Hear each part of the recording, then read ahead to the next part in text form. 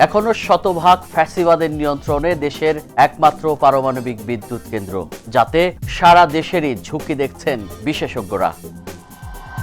শুধুমাত্র টাকা লোপাটের জন্যই গ্রাহক পর্যায়ের ইন্টারনেট গেটওয়েতে অতিরিক্ত ৬ স্তর, যার ব্যবহারে এখনো হাতিয়ে নিচ্ছে হাজার হাজার কোটি টাকা। বাংলা ভিশনের নিয়মিত আয়োজন ক্রাইম অ্যান্ড করাপশনের আরও একটি পর্ব নিয়ে আপনাদের সামনে হাজির হয়েছি আমি সুজন মাহমুদ।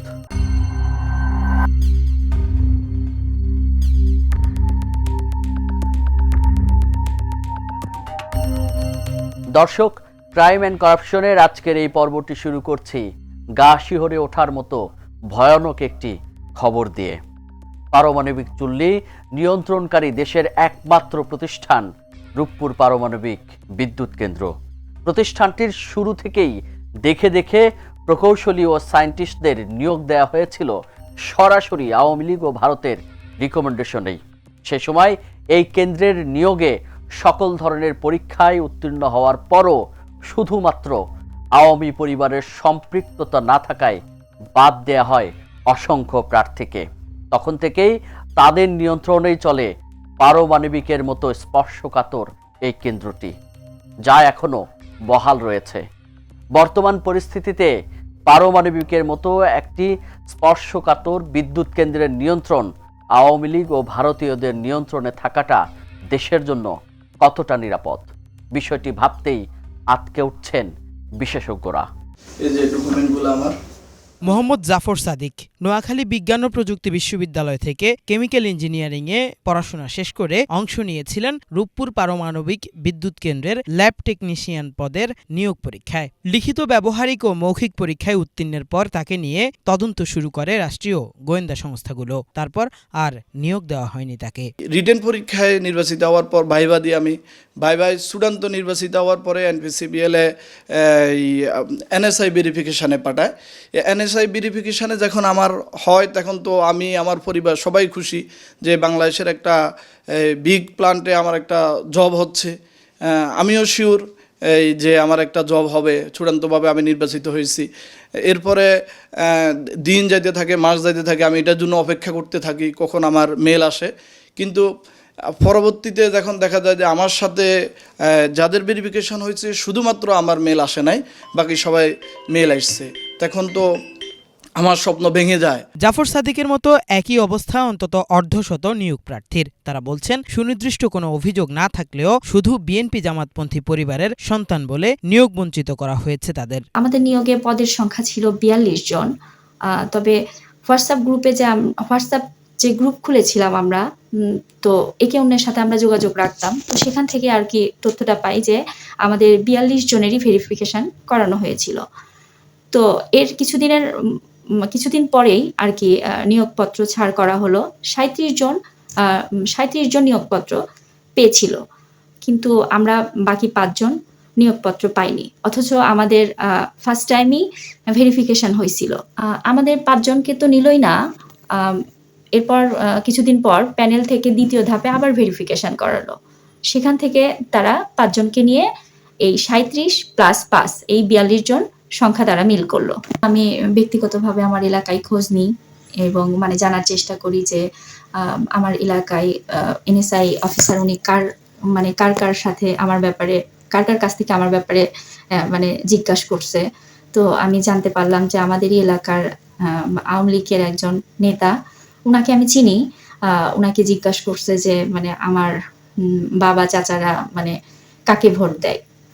তো উনি বলছে যে ওর বাপ চাচারা সবাই বিএনপিতে ভোট দেয়। তো উনি আমাকে এভাবেই বলছে যে আমাকে জিজ্ঞাসা করছিল, আমি এটা বলছি। আমার 2বার এনএসআই ভেরিফিকেশন করা হয়েছিল। 2বার ভেরিফিকেশন করে আমাকে আমার এলাকার মানুষজন জিজ্ঞেস করে আমার এলাকার বা আমার বাড়ির বা আত্মীয় স্বজন যারা আছে তারা সবাই হচ্ছে বিএনপি এবং জামাতপন্থী লোকজন। এই কারণে, শুধুমাত্র এই একটা কারণেই আমাকে এনপিসিএল থেকে আমাকে নিয়োগ চূড়ান্ত নিয়োগটা দেওয়া হয় নাই। আমার পরিবার সহ আমার আত্মীয়স্বজন সবাই আশাবাদী ছিল যে না, বাংলাদেশের একমাত্র প্রেস্টিজিয়াস যে একটা পারমাণবিক বিদ্যুৎ কেন্দ্র, সেখানে আমি চাকরি পাচ্ছি। তো একটা সময় এরপর আমরা অপেক্ষায় থাকি যে কবে রেজাল্ট দেয়। এরপর যখন রেজাল্ট দিল তখন দেখলাম যে আমাকে বাদে বাকি 40 জনকে নিয়োগপত্র ইস্যু করছে। তো আমি বিষয়টাতে খুবই আশাহত এবং কষ্ট পাই। তো পরবর্তী যখন জানতে পারলাম যে আমাকে কেন নিয়োগ দেওয়া হলো না, তো দেখলাম যে আমার পরিবার বিএনপি জামাতের সাথে সংশ্লিষ্ট থাকার কারণে আমাকে বিগত ফ্যাসিস্ট সরকার আমাকে নিয়োগপত্র দেয়নি। ভুক্তভোগীরা বলছেন, আওয়ামী লীগের সময় তাদের বঞ্চিত করা হলেও শেখ হাসিনার সরকার পালিয়ে যাওয়ার পর তারা আশাবাদী হয়েছিলেন, কিন্তু বারবার যোগাযোগ করা হলেও অভ্যুত্থানের মাধ্যমে আসা সরকারও আমলে নেয়নি তাদের অভিযোগ। ছাত্র জনতার যে আন্দোলন, এখানে আমি নিজেও শরিক ছিলাম। তো এরপর যখন আমাদের বিজয় আসলো, এরপর যখন বৈষম্যহীন সরকার গঠন হলো, আমরা আশাবাদী থাকলাম। এনপিসিবিএলের এমডি স্যার, এরপরে সচিবালয়ের সবার কাছে, ইভেন উপদেষ্টা মহোদয়ের কাছে আমরা আবেদন করি, কিন্তু এর কোনো সদুত্তর আমরা পাইনি বা আশামূলক কোনো জবাব আমরা এনপিসিবিএল বা সচিবালয় কোথাও থেকে আমরা পাইনি। পোস্ট এখন অনেক ফাঁকা। সরকার ইচ্ছা করলে আমাদের নিয়োগটা দ্রুত ভিত্তিতে করতে পারে। আমি এই বৈষম্যের বিরোধী এবং বৈষম্যের নিরসনকল্পে যে আমাকে দ্রুততম সময়ের মধ্যে আবার পুনরায় নিয়োগ পদ্ধতি সংশোধন করুক, বা যেভাবে হোক নিয়োগ পদ্ধতি যেভাবেই হোক আবার পুনরায় এনএসআই ভেরিফিকেশন করে হোক আমাকে যেন নিয়োগটা দেওয়া হয়। আমরা শিক্ষিত, আমাদের কথা হচ্ছে যে আমরা তো আন্দোলন করবো না, যেহেতু এখন বৈষম্যমুক্ত একটা বাংলাদেশ, এতএব আমরা নিয়মতান্ত্রিকভাবে গেলে তখন আমাদেরকে অবশ্যই নিয়োগ দিবে। কিন্তু খুব হতাশ, এই 5 মাস পার হলেও এই সরকার, আমরা নিয়মতান্ত্রিকভাবে আগাইছি, আমরা কোনো অবরোধ করি নাই, কোনো ভাঙচুর করি নাই, কিন্তু আমাদেরকে 5 মাসে হতাশ করছে। আমাদের এই অ্যাপ্লিকেশনের বিষয়ে কোনো রেসপন্সই করে নাই। পারমাণবিক বিদ্যুৎ কেন্দ্র শুধু একটি বিদ্যুৎ কেন্দ্রই নয়, এটি গোটা রাষ্ট্রের নিরাপত্তার অংশ। কিন্তু রাশিয়ার সহযোগিতায় বাংলাদেশে তৈরি হওয়া প্রথম এই পারমাণবিক বিদ্যুৎ কেন্দ্রটির পরিচালনভার দেওয়া হয়েছে রাশিয়া ও ভারতের লোকজনকে। অল্প সংখ্যক দেশীয় কর্মী নেওয়া হলেও সেখানে দলীয় বিবেচনায় নিয়োগ দেওয়াকে দুরভিসন্ধিমূলক ও দেশের জন্য চরম হুমকির মনে করছেন জ্বালানি নীতি বিশেষজ্ঞরা। রূপপুর পারমাণবিক বিদ্যুৎ কেন্দ্র অনুমোদন থেকে শুরু করে এখন পর্যন্ত অনেকগুলো কিন্তু করাপশনের অভিযোগ আসছে, নিয়োগ থেকে শুরু করে আপনি যেটা বললেন, এবং একই সাথে তার পরিচালনা থেকে শুরু সর্বপর্যায়ে যারা বাংলাদেশের যারা নিরাপত্তার ঝুঁকি তৈরি করতে পারে তাদেরকে এঙ্গেজ করা হয়েছে। এইটাকে পুরো প্রক্রিয়াটাকে আমি মনে করি ইতিমধ্যেই এখানে যারা পতিত স্বৈরাজ সরকারের যারা প্রধানমন্ত্রী এবং তার আত্মীয় স্বজনের দুর্নীতির অভিযোগ আসছে, আমি মনে করি জাতীয়ভাবে একটা আলাদা কমিশন হওয়া উচিত।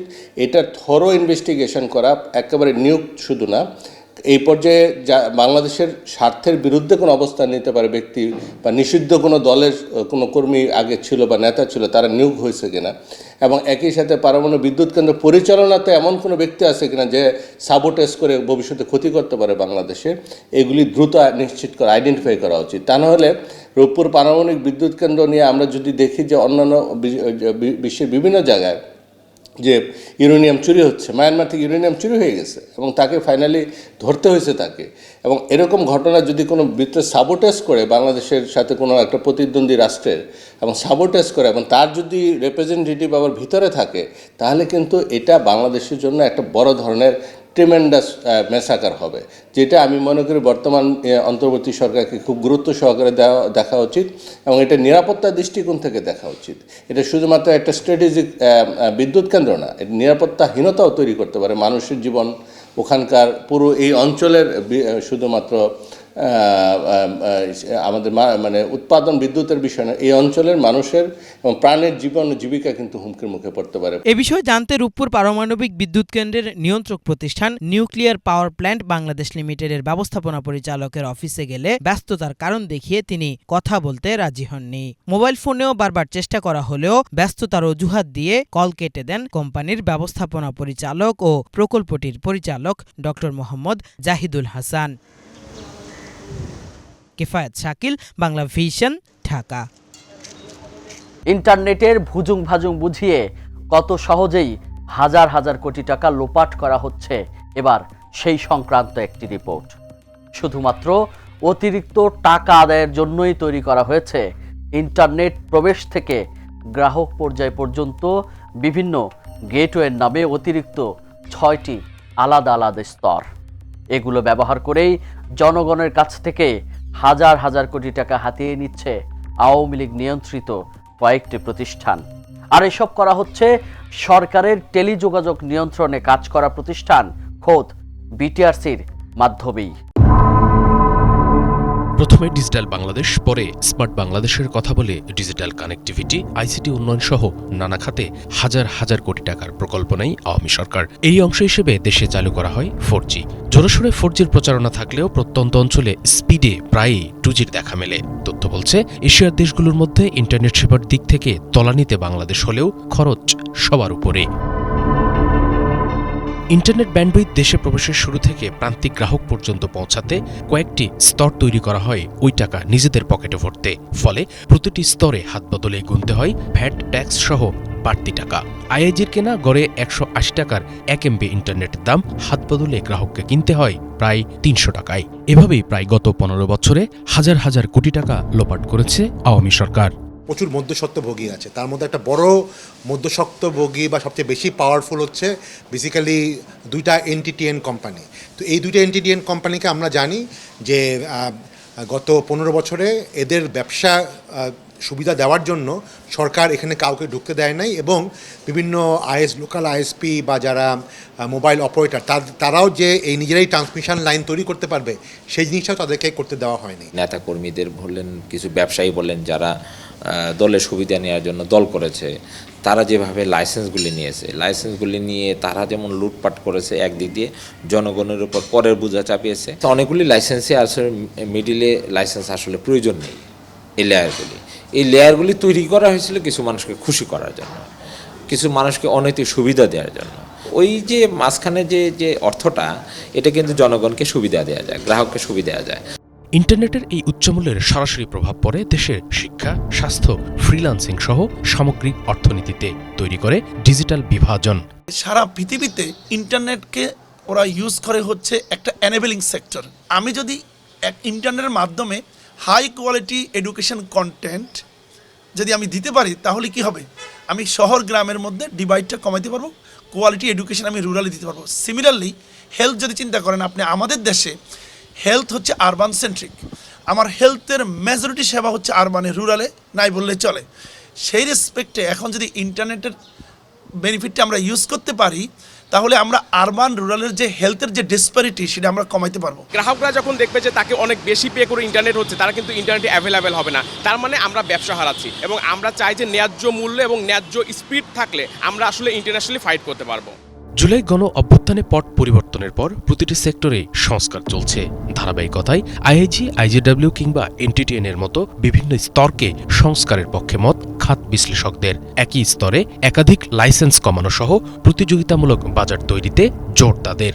প্রতিটা লেয়ারে কিংবা প্রতিটা বিজনেস হাউসে আমাদের ভ্যাট, ট্যাক্স, সাপ্লিমেন্টারি ডিউটি, বিভিন্ন ডিউটির জন্য ইন্টারনেটের মূল্যটা বেড়ে যাচ্ছে। বাট সেম প্রোডাক্টের জন্য মাল্টিপল লেয়ারে সাপ্লিমেন্টারি ডিউটি, ভ্যাট, নন ডিবেটেবল, যেটা আমরা রেয়াত পাচ্ছি না, এই পলিসিগুলো একটা কনক্রিট পলিসি এনবিআর এর পক্ষ থেকে আসা উচিত। পরবর্তী লেয়ারের ক্ষেত্রে যদি বলি আইজি, ইন্টারন্যাশনাল ইন্টারনেট গেটওয়ে, সেই ক্ষেত্রেও আমি বলবো যে এখানে এনটিটিএনের ক্ষেত্রে যেমন সংখ্যা কমে গেছে, আইজির ক্ষেত্রে সংখ্যা বেড়ে গেছে। লেয়ারগুলো আসলে এই জিনিসটা একটু কমাইতে হবে, নাম্বার একটু বেশি হয়ে গেছে লেয়ারগুলার। ধরেন সাবমেরিন কেবল থেকে আসতেছে আইআইজি থেকে যাচ্ছে আবার আপনার ফাইবার দিয়ে এন্ড ইউজারের কাছে পৌঁছাচ্ছে। তো এই লেয়ারগুলা কমানো উচিত। আর আরেকটা জিনিস এখানে কি, ভয়েসের ক্ষেত্রে আবার কিছু কিছু ক্ষেত্রে আমি মনে করি লেয়ারের দরকার আছে। যেমন ধরেন আপনার আইসিএক্সটা আগে যেটা ছিল যে বিটিআরসির কোনো ট্রান্সপারেন্সি ছিল না যে কয়টা ইন্টারন্যাশনাল কল হচ্ছে। এখন আইসিএক্স হওয়ার ক্ষেত্রে ওরা মোবাইল অপারেটরও চেক করতে পারে, এখানেও চেক করতে পারে। এত multi layer licensing is creating lot of problem. এটা কমপ্লেক্সিটিস, নেটওয়ার্ক ম্যানেজমেন্টের কমপ্লেক্সিটিস অ্যাড করে, different layer of taxation add হচ্ছে। সো এটা গ্লোবালি এটা is not a best practice. আমার কথা হচ্ছে everyone knows, even unified licensing যে করতে হবে, এসব সব কিন্তু গত 5-7 বছর ধরে ডিসকাস করা, এগ্রি করা, বাট এক্সিকিউশন হচ্ছে না। আর এই যে আমি যে 3 লেয়ার লাইসেন্সিং রেজিমের কথা বলা হচ্ছে, It will simplify everything and makes everyone's life easier. এদিকে বিটিআরসি বলছে লাইসেন্সে বিভিন্ন লেয়ারের বিষয়টি নিয়ে কাজ করছে প্রতিষ্ঠানটি। আমি ভার্টিক্যাল চেইন অফ লাইসেন্সটা আমাদের কাছেও মনে হয় না যে এটা একটা যৌক্তিক একটা জিনিস। ভার্টিক্যাল চেইন অফ লাইসেন্সে থাকে, ক্রস সাবসিডির একটা সুযোগ থেকে যায়। আমরা এখন যেটা করছি, নতুন যে গাইডলাইনগুলো থাকবে সেই গাইডলাইনগুলোতে আমরা এরকম ভার্টিক্যাল লাইসেন্স করতে চাই না। স্পিড টেস্টের গ্লোবাল ইন্ডেক্স বলছে মোবাইল ইন্টারনেট স্পিডে বিশ্বের 111টি দেশের তালিকায় বাংলাদেশের অবস্থান 87 এবং ব্রডব্যান্ড ইন্টারনেটের স্পিডে 155টি দেশের তালিকায় বাংলাদেশের অবস্থান 100। শুভ ইসলাম, বাংলাভিশন, ঢাকা। দর্শক, এই ছিল আমাদের আজকের আয়োজন। আগামী পর্বে দেখা হবে আরও কিছু অপরাধের খবর নিয়ে। সেই পর্যন্ত ভালো থাকুন, সুস্থ থাকুন এবং বাংলাভিশনের সঙ্গেই থাকুন। আল্লাহ হাফেজ।